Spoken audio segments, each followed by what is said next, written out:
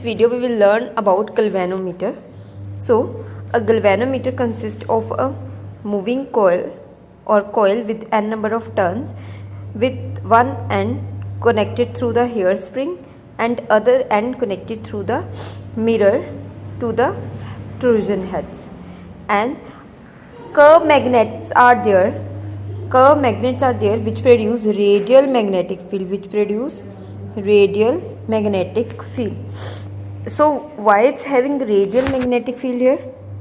Radial magnetic field, the use of this radial magnetic field is that more and more, so that more field can pass through the coil. More field can pass through the coil. Now next is, what's a galvanometer? Galvanometer is a device which is used to check the presence of current. It do not measure the current, but it check the presence of current. Current is present in the circuit or not.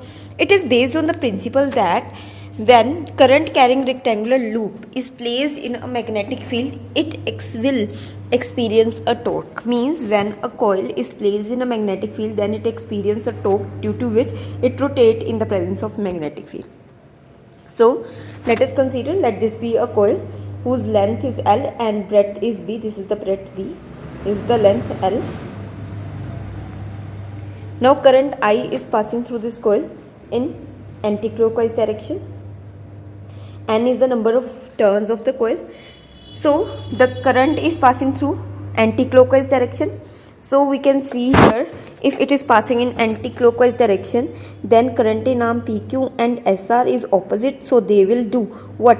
They will repel each other. And this repulsion give rise to what? A torque. And that torque, we already has discussed this expression in the previous video, that tau is equals to NBIA sin alpha, where N is the number of turn, B is the magnetic field, I is the current, A is the area, where alpha is the angle which normal makes with the magnetic field.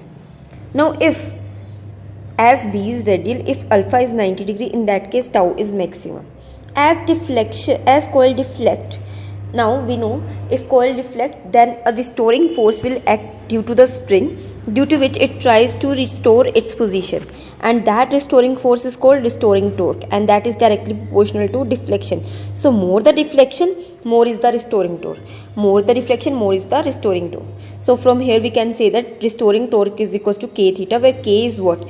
K is force per unit twist. Force per unit twist.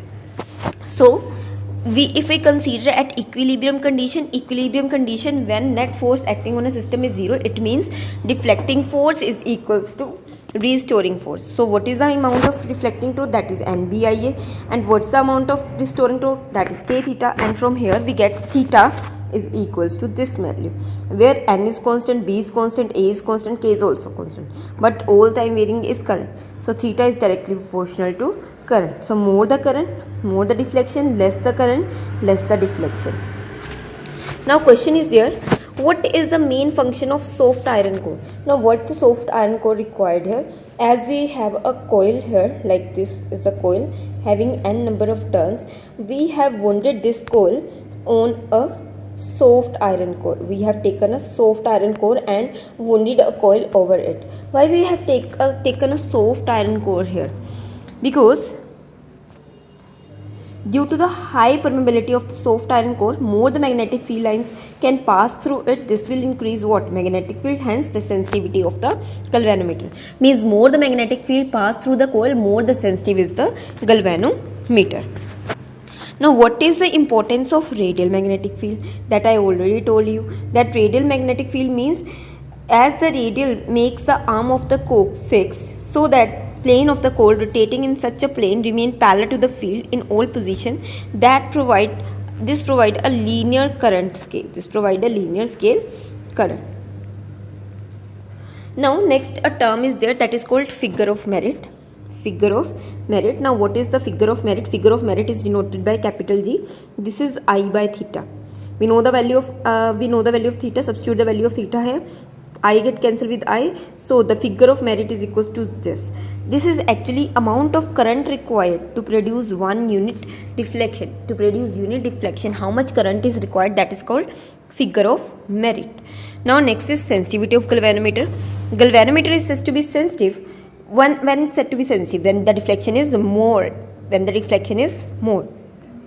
Galvanometer is said to be sensitive if deflection occur even when a small current is passed through it. This is called sensitivity of galvanometer. Next is current sensitivity. Current sensitivity means deflection produced when the unit current is passed through it. Now current sensitivity is given by theta by I. This is again this. So voltage sensitivity is given by theta by V. So this gives the voltage sensitivity. Now next we have to convert galvanometer into ammeter and galvanometer into voltmeter. So first of all, galvanometer into ammeter. What's an ammeter? Ammeter is a device that measure current.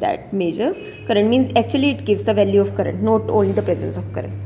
So we know that for the ammeter resistance is high. So it is a device to measure to use electric current. So we have a galvanometer. In the galvanometer parallel we put a shunt here. So shunt means a resistance in parallel with the galvanometer. Sorry, for the ammeter we require small resistance. So smaller resistance. Resistance is always connected in parallel with the galvanometer. So if we provide a parallel resistance to an element, that is called shunting. So if current I is passing through here, then its Ig current from here branches I minus Ig. Now next, by applying the loop rule, we get Vs equals to Vg. This is equals to this. From here, as the value of shunt we require is Ig, means current through galvanometer, into galvanometer resistance upon I minus Ig. Thus Ig is equals to, by substituting the value of this S, we get Ig is equals to this much value. I, current through the whole circuit as shunt, G galvanometer resistance, and S is again shunt. So the equivalent resistance is required is this. And for numerical number of division, for numerical problems, you can see current through galvanometer is equals to number of division into G, where G is what? This is the figure of merit. As we have discussed earlier. So to find Ig, we have a formula of N into G. Now next, conversion of galvanometer into voltmeter. We know for voltmeter high resistance is required. For a voltmeter high resistance is required. We now put resistance in series with galvanometer. So overall resistance get high. So here we can see that this is I. This current is, if this is Ig, this is I minus Ig. Now again applying loop rule, we get this result here, that V is equals to Ig R plus G. Now galvanometer with a scale of N is given here, and current sensitivity is 10 division per milliampere, and a voltage sensitivity is also given. This is current sensitivity and the voltage sensitivity. Now current sensitivity is given by Is is equals to what? Theta by I. Voltage sensitivity is theta by V. What adoptions are required to read 5 ampere for full scale and 1 division per volt? First of all, we are given here G is equals to V by I. This is the formula for G is equals to V by I. 10 division equals to 1 milliampere and 100 division equals to what? 10 milliampere. So 2 division, this is division circuit for ammeter and this is for voltmeter. So we having a voltage of 50 milliampere and a current of 10 milliampere. So by solving it we get 5 ohm. Now so by substituting the value of Ig G upon I minus Ig in these values, we get the value of shunt resistance.